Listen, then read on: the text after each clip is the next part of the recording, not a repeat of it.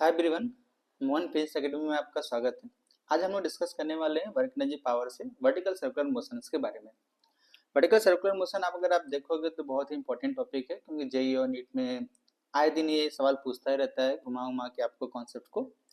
तो आज हम लोग छोटा सा पार्ट कवर करेंगे वर्टिकल सर्कुलर मोशंस के तीन केसेस में हम लोग पहला डिस्कस करेंगे कि अगर मतलब वर्टिकल सर्कुलर मोशन का आप बात समझ पा रहे होंगे तो क्या है कि किसी भी स्ट्रिंग से हम हॉरिजॉन्टल प्लेन में ना घुमा के वर्टिकली ऐसे घुमाएं, ठीक है।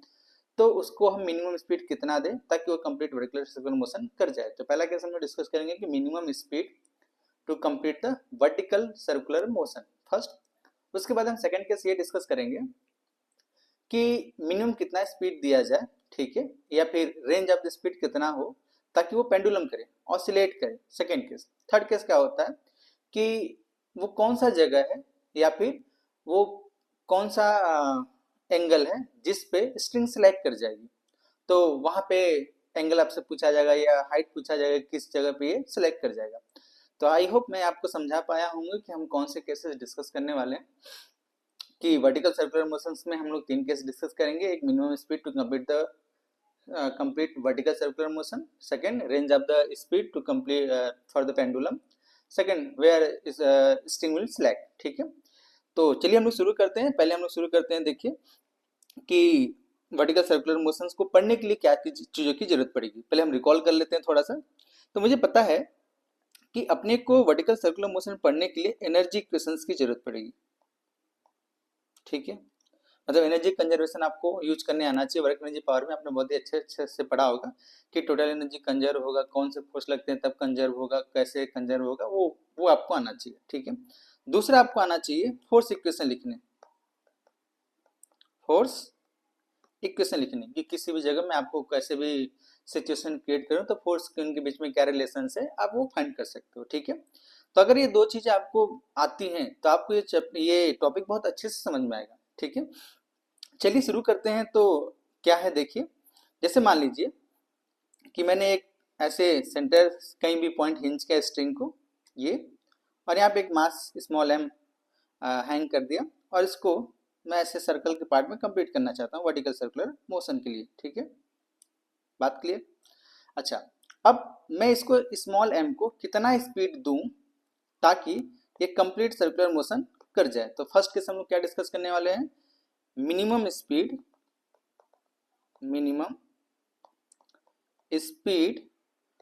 To complete vertical circular motion. बात क्लियर है? हमको पहले ये डिस्कस करना है, ठीक। अच्छा, अब हमें पता है कि ये अगर ये स्मॉल एम, ये पार्टिकल का कुछ भी नाम रख देते हैं हम लोग, पार्टिकल ए बोल देते हैं। Particle A complete circular motion करना चाहता है, ठीक है। तो मुझे नीचे से ऐसे जर्क देंगे तो कुछ ही ऐसे स्पीड कंप्लीट करेगा, ठीक है। अच्छा ठीक है, तो मिनिमम स्पीड ही कितना दूं ताकि ये कंप्लीट सर्कुलर मोशन कर जाए, ठीक। अच्छा, यहाँ पे हमें जो देखने वाली बातें हैं, ऑब्जर्व करने वाली बातें हैं, वो ये है कि कितने फोर्सेज लग रहे हैं, ठीक है। तो हमें दिखा कि ये एक तो mg लगेगा, first force mg gravitational force. Second हमें टेंशन दिख रहा है, ठीक है। दो फोर्सेज लग रहे हैं, ठीक। अब टेंशन और mg में अगर हम लोग बातें करें टेंशन की, तो अगर मैं आपसे पूछूं कि बताइए आपकी टेंशन के द्वारा वर्क डन किसी भी जगह कितना होगा, ठीक है। तो वर्क डन बाई टेंशन, तो मुझे ये बात समझ में आ रहा है कि किसी भी जगह टेंशन और वेलोसिटी के बीच में एंगल 90 डिग्री है, ठीक। या फिर जितना भी मैं इसको पार्टिकल को डिस्प्लेस करूं किसी भी जगह, तो थोड़ा सा स्मॉल डिस्प्लेसमेंट के लिए हम लोग जैसे वर्क डन लिखते हैं कितना, एफ डॉट डी एस, छोटा सा वर्क डन के लिए। तो छोटे से डिस्प्लेसमेंट आप करोगे तो डिस्प्लेसमेंट वेक्टर क्वांटिटी है, उनके बीच भी एंगल हमेशा कितना होने वाला है, 90। तो मुझे ये बात समझ में आया कि work done by the tension हमेशा क्या होगा, 0। ओके, तो इसका मतलब ये है कि फिर टेंशन का कोई रोल नहीं है क्या सर? नहीं, टेंशन का रोल है to change the direction of the particle, ठीक है। तो एक मतलब टेंशन काम नहीं कर रहा है लेकिन टेंशन डायरेक्शन को बदलने में रोल प्ले करेगा, ठीक है। ओके, तो मुझे एक बात यहाँ से समझ में आया कि टेंशन का कोई काम नहीं है, तो काम करने वाला सिर्फ एक ही फोर्स बचा, ग्रेविटेशनल फोर्स, ठीक। अच्छा, ग्रेविटेशनल फोर्स कैसा फोर्स है, थोड़ी सी बात करते हैं। तो ग्रेविटेशनल फोर्स हमने पहले भी वर्क एनर्जी पावर में डिस्कस कर रखा है क्या, इसके पहले, कि एक कंजर्वेटिव फोर्स है। अगर कंजर्वेटिव फोर्स है तो मुझे पता है कि total energy will conserve, total energy क्या होगा, कंजर्व होगा। मतलब टोटल एनर्जी में कौन कौन, kinetic energy plus potential energy क्या होगा, कांस्टेंट होगा। इस कॉन्सेप्ट का हम लोग इस्तेमाल करने वाले हैं, क्यों, क्योंकि यहाँ पर एक ही फोर्स है, वो भी कंजर्वेटिव फोर्स है। ठीक, अच्छा, तो अब चलिए शुरू करते हैं। अब अगर मैं आपसे बोलूं कि एट लोवेस्ट पॉइंट आप एनर्जी इक्वेशन लिखो और एट लोवेस्ट पॉइंट आप फोर्स इक्वेशन लिखो, तो पहले मैं फोर्स इक्वेशन लिखता हूं। फोर्स इक्वेशन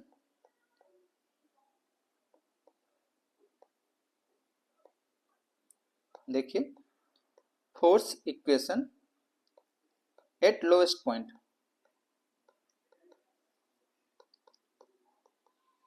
ठीक, तो एबीडी बनाएंगे हम लोग, ये स्मॉल एम, नीचे एम जी, इधर स्पीड यू, ऊपर की तरफ टेंशन। तो मैं क्या लिखूंगा, देखिए टी इज इक्वल टू, अच्छा, पार्टिकल के ऊपर आप बैठ के देखोगे तो पार्टिकल के ऊपर कौन सा फोर्स लग रहा होगा, बाहर की तरफ, क्योंकि पार्टिकल कैसा मूव कर रहा है, सर्कुलर मोशन में, तो कौन सा फोर्स लगेगा, सेंट्रीफ्यूगल फोर्स। ठीक है, तो मुझे इस फोर्स को mg के साथ साथ एक और फोर्स लगेगा, कितना, mu square by r, centrifugal force. ठीक है, fc।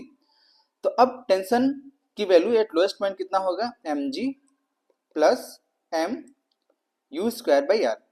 आई होप ये बातें आपको समझ में आई, टेंशन का इक्वेशन हुआ। ठीक है, अच्छा, यही इस लोएस्ट पॉइंट पे फोर्स का इक्वेशन है। अच्छा, यहाँ पर, और अगर मैं यहाँ पे एनर्जी की बातें करूं तो मुझे ये बात दिख रहा है कि अगर मैं इसी को रेफरेंस लाइन मान लूं, ठीक है, तो यहाँ पे पोटेंशियल एनर्जी कितना, इनिशियल में 0। तो इस पार्टिकल के पास जो एनर्जी हो किसके फॉर्म में है, सिर्फ काइनेटिक एनर्जी के फॉर्म, मतलब जो भी मैं एनर्जी दूंगा वो सिर्फ किसके फॉर्म में जाएगा, काइनेटिक एनर्जी के फॉर्म में जाएगा। यही काइनेटिक एनर्जी है जो पार्टिकल को वर्टिकल सर्कुलर मोशन कराएगा, और कुछ एनर्जी काइनेटिक में कन्वर्ट होगी, कुछ पोटेंशियल में कन्वर्ट होगी, और फाइनली ऐसे मोशन कंप्लीट होगा। ठीक है, हम लोग टेंशन कहाँ पे क्या घसटेगा वो सारी बातें नहीं कर रहे हैं, हम थोड़ा सा और डीप इसको डिस्कस किया जा सकता था, लेकिन अभी आपको जितनी जरूरत है मैं उसको डिस्कस करने की कोशिश कर रहा हूँ। ठीक है, अच्छा, तो मुझे ये बात समझ में आया, देखिए कि मुझे एट लोएस्ट पॉइंट अपने को ये टेंशन का इक्वेशन पता, ये फोर्स का इक्वेशन पता चल गया, एनर्जी का इक्वेशन पता चल गया। ठीक है, तो एनर्जी का इक्वेशन एट लोएस्ट पॉइंट कितना हो गया, half m u square, potential energy कितना, 0। तो सिंपल में वो kinetic energy half m u square, तो इसको मैं काइनेटिक एनर्जी लिख देता हूँ। ठीक है, ओके, अब आगे बढ़ते हैं हम लोग। अब मुझे पता है कि कंप्लीट सर्कुलर मोशन करना चाहिए। ठीक है, तो हाईएस्ट पॉइंट की बातें करते हैं। जब आप हाईएस्ट पॉइंट की बातें करोगे तो ये इसका हाईएस्ट पॉइंट, ये हाईएस्ट पॉइंट। ठीक, अच्छा, क्या ध्यान में रखने वाली बात है, हमें हमें ये बात ध्यान में रखने वाली है कि हाईएस्ट पॉइंट पे क्योंकि स्ट्रिंग टाइट होगा, तभी ये वर्टिकल जैसे ऐसे घूम रहा है पार्टिकल, ठीक है, वर्टिकल सर्कुलर मोशन में, तो जब ये स्ट्रिंग टॉप पे पहुंचेगा, अगर स्ट्रिंग सेलेक्ट कर गया तब तो पार्टिकल वहीं से ड्रॉप कर जाएगा, या फिर जो भी वेलोसिटी को थोड़ा सा आगे जाएगा, या फिर ये जो मेरा टॉप पोजीशन है उसके पहले अगर वेलोसिटी 0 हो गई तो कभी नहीं पहुंच पाएगा। तो मुझे एक बात समझ आया कि उसके पहले वेलोसिटी भी 0 नहीं होना चाहिए। दूसरा, उसके पहले स्ट्रिंग सेलेक्ट भी नहीं करना चाहिए, मतलब ये हाईएस्ट पॉइंट है, यहाँ से ऐसे पार्टिकल घूम रहा है ऐसे, ठीक, यहाँ पे पहुंचा, उसके पहले की टेंशन 0 हो गया, तो पार्टिकल सेलेक्ट कर, मतलब जैसे स्ट्रिंग सेलेक्ट करेगी पार्टिकल फिर से कंप्लीट सर्कुलर मोशन नहीं कर पाएगा। तो ध्यान रखने वाली बात मेरे को ये समझ में आया कि at the top point tension वहां पे 0 से ज्यादा होना चाहिए। ठीक है, अभी 0 पे इक्वल पे बातें कर लेंगे, लेकिन अभी अपने को समझना है कि tension eight top should be greater then 0, अभी के लिए इतना मानते हैं। ठीक है, तो मुझे ये बात समझ में आया कि जो टॉप पोजीशन है उसके टेंशन ग्रेटर देन 0 होना चाहिए। अगर टेंशन ग्रेटर देन 0 है, ठीक है, तो स्ट्रिंग सेलेक्ट नहीं करेगी, फाइनली स्पीड कुछ होगा और आगे निकल जाएगा। ठीक है, तो टॉप पोजीशन की बातें करते हैं। तो मुझे ये समझ में आया कि अब वहां पे पोजीशन, टॉप पोजीशन पे हम लोग फोर्स इक्वेशन लिखते हैं। देखिए, फोर्स इक्वेशन एक टॉप पोजीशन, तो वहां क्या एबीडी बनाएंगे, तो नीचे टेंशन हमने माना कि 0 से ज्यादा होगा तो टी, ठीक, नीचे ही mg लग रहा होगा, पार्टिकल के पास कुछ स्पीड होगा, उस जगह का स्पीड मैं ऐसे बोल देता हूँ v है, तो ये m v square by r बाहर की तरफ। तो यहाँ पे फोर्स इक्वेशन में क्या लिखूंगा, देखिए T plus m g is equal to m v square by r. V क्या है, टॉप पोजीशन पे वेलोसिटी। ठीक है, ओके, इतनी बात समझ में आई होगी। ठीक, अब इसी जगह हम लोग एनर्जी इक्वेशन भी लिखते हैं, तो एनर्जी इक्वेशन देखिए, तो मुझे पता है टॉप पोजीशन पे एनर्जी टोटल, ऐसे एनर्जी कंजर्वेशन यूज कर लेते हैं, total energy at lowest point is equal to total energy at highest point. Total energy at lowest point हम लोगों ने पहले बात कर रखा है कितना, half m u square. Total energy at highest point देखिए, मान लेते हैं वहां की वेलोसिटी कितना है, हाफ एम स्क्वायर, तो काइनेटिक एनर्जी कुछ होगी, प्लस पोटेंशियल एनर्जी होगा, तो पोटेंशियल एनर्जी कितना होगा, स्मॉल एम इंटू जी इंटू हाइट। अब हाइट कितना है टॉप पोजीशन पे, देखिए क्या रेडियस 2r है, यही हाइट है क्या, तो अपने को h की वैल्यू कितना 2r, तो अपने पास कितना हो जाएगा, half m u square half m v square plus 2mg into r. ठीक है क्या, इतनी बात क्लियर है।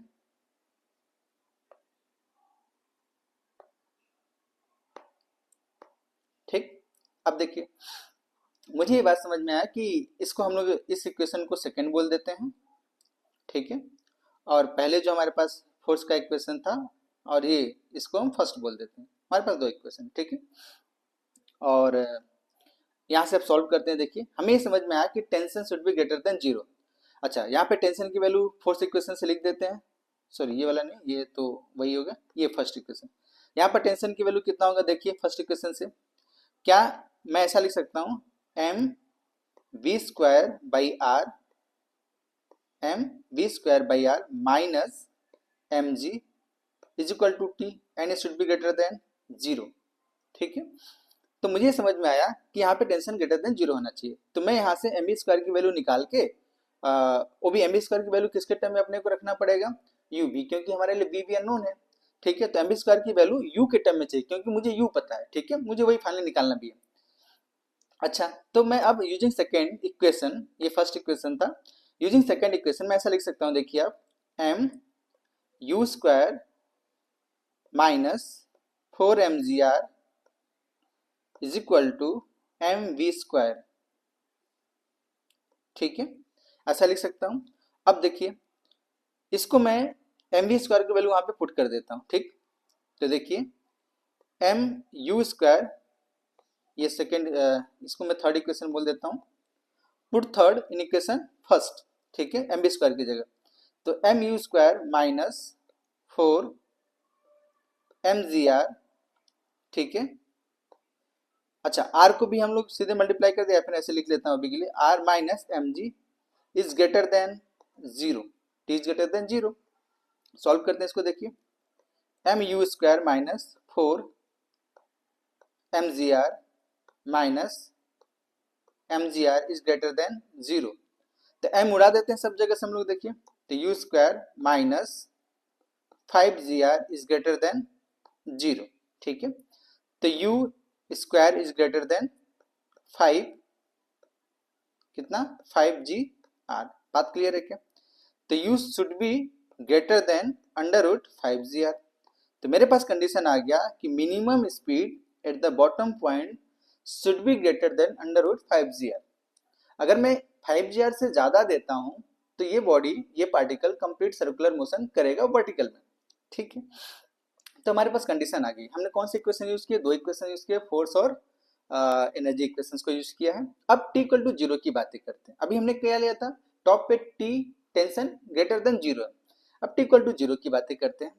अच्छा, टी इक्वल टू जीरो होगा तो मैं इसे मानता हूं कि टॉप पे टेंशन जीरो है। बात क्लियर है, अच्छा ठीक है सर, अगर टॉप पे टेंशन जीरो है और पार्टिकल के पास कुछ स्पीड रहा, आप ऐसे समझे कि टॉप पे टेंशन, ऐसे टॉप पे टेंशन जीरो, पार्टिकल के पास कुछ ऐसे स्पीड रहा आगे, ठीक है, इस तरीके से पार्टिकल के पास स्पीड रहा और ये आगे ऐसे निकल जाएगा, तो अगर यहाँ पे टी जीरो होगा टॉप पे एकदम, तो स्पीड होगा तो थोड़ा आगे लेके जाएगा, और जैसे ही आगे जाएगा पार्टिकल के पास फिर से टेंशन एक्टिवेट हो जाएगा और कंप्लीट सर्कुलर मोशन हो जाएगा।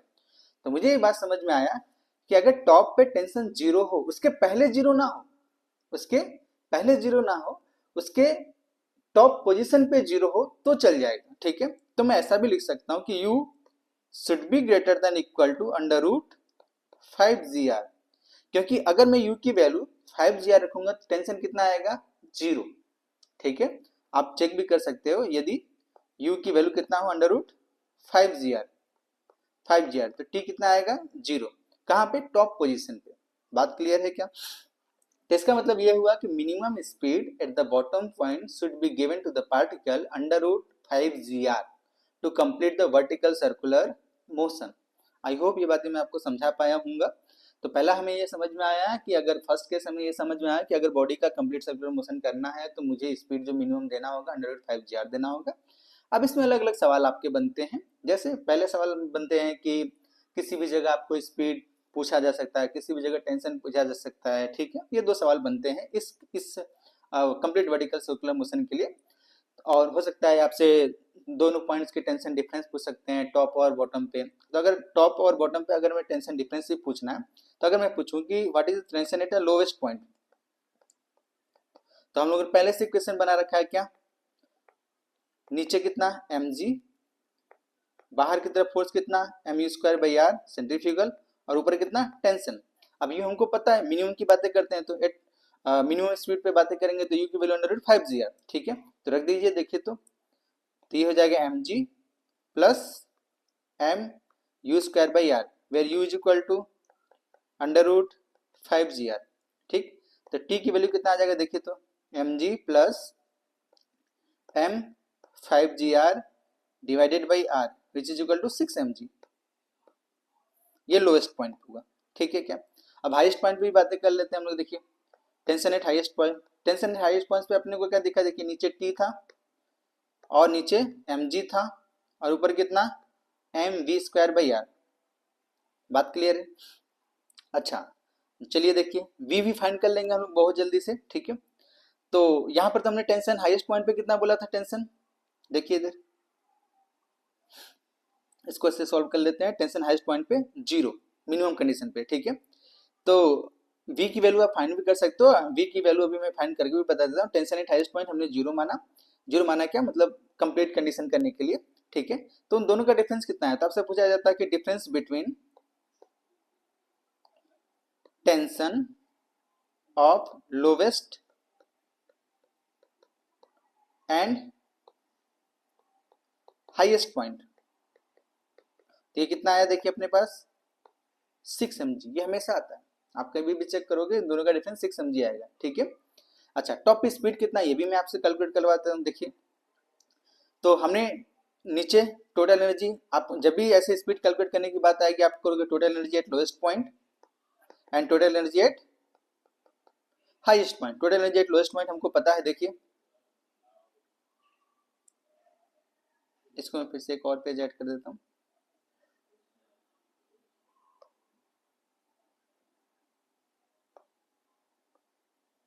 Total energy at highest point, total energy eight lowest point conservative force से बराबर कर देते हैं। तो लिखिए नीचे हमने कितना दिया? u हाफ mu², पोटेंशियल कितना 0। ठीक है, ऊपर कितना हाफ mv² प्लस पोटेंशियल कितना 2 mgr। ठीक है, v की वैल्यू हमें कैलकुलेट करना है। u हमको पता है, u कितना दिया गया है? Under root 5gr। तो देखिए यहाँ पे रख दीजिए। तो देखिए ये u² mm उड़ा देते हैं सब जगह से, माइनस 4 mgr m उड़ा दें हम लोग तो इज इक्वल टू v²। ये आएगा क्या? u की वैल्यू हमको पता है 5gr, तो रख दीजिए। देखिए 5gr minus 4gr is equal to v²। तो v² की वैल्यू, v की वैल्यू कितना? Under root gr। टॉप पे स्पीड कितना? Under root gr। जब टेंशन 0 तो भी स्पीड है, इसलिए पार्टिकल कंप्लीट सर्कुलर मोशन कर जाएगा। आई होप ये बातें आपको समझ में आ पाएंगी। हमें टेंशन लोएस्ट पॉइंट पे कितना होगा, उन दोनों का डिफरेंस कितना होगा। ठीक है, और टॉप पे स्पीड कितना होगा और मिनिमम स्पीड कितना दिया जाए। ठीक है, ये तो देखिए मैं एक सवाल आपको देता हूँ क्या, कि मान लीजिए कि ये ऐसे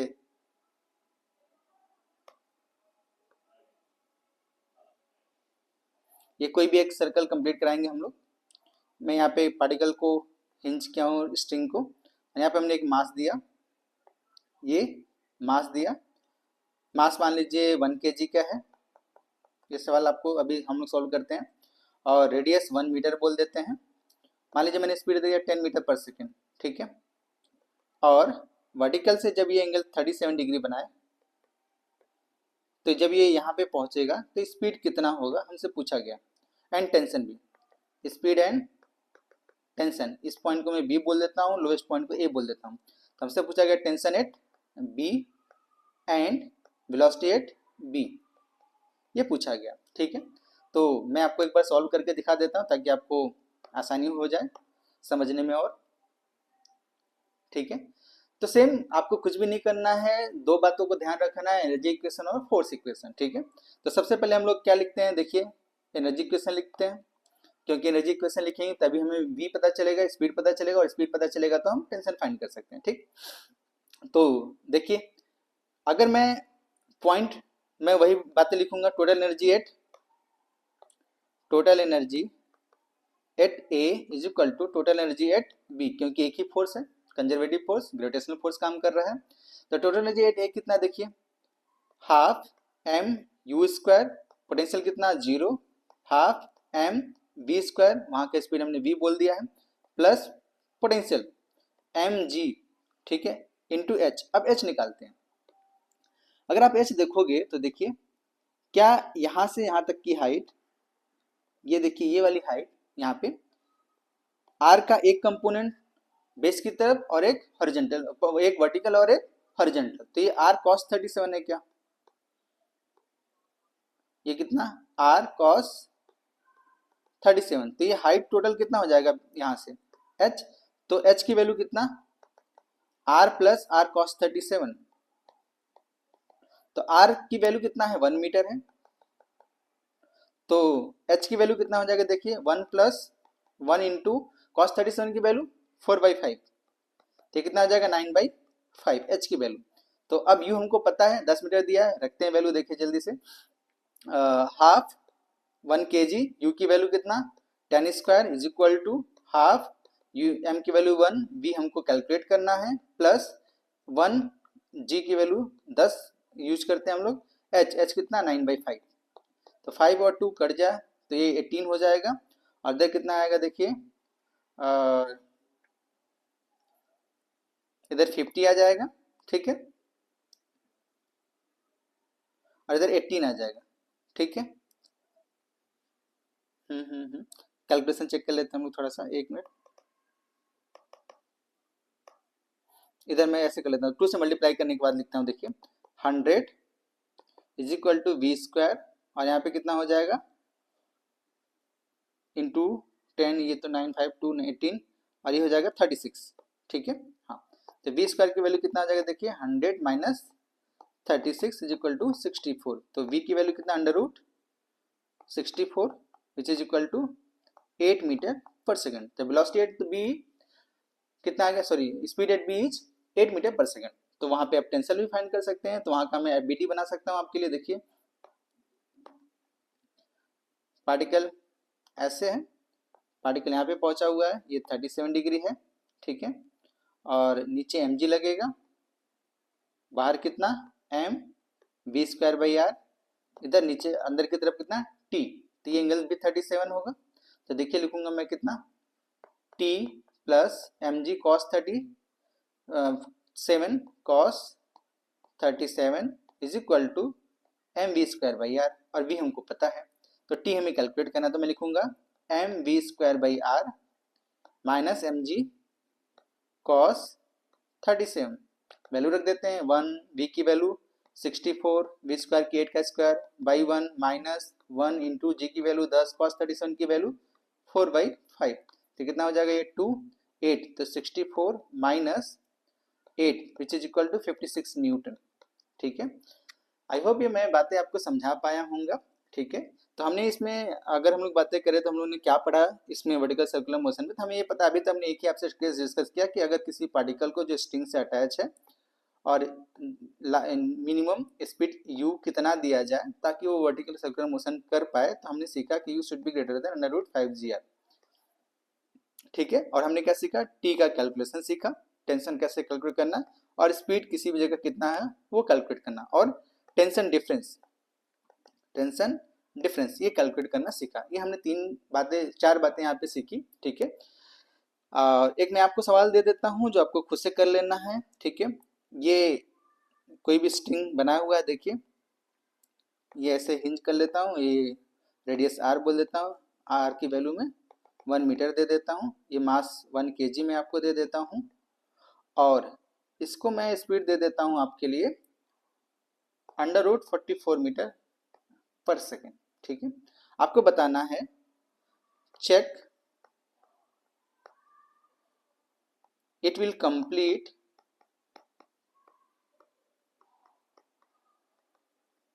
VCM और नॉट,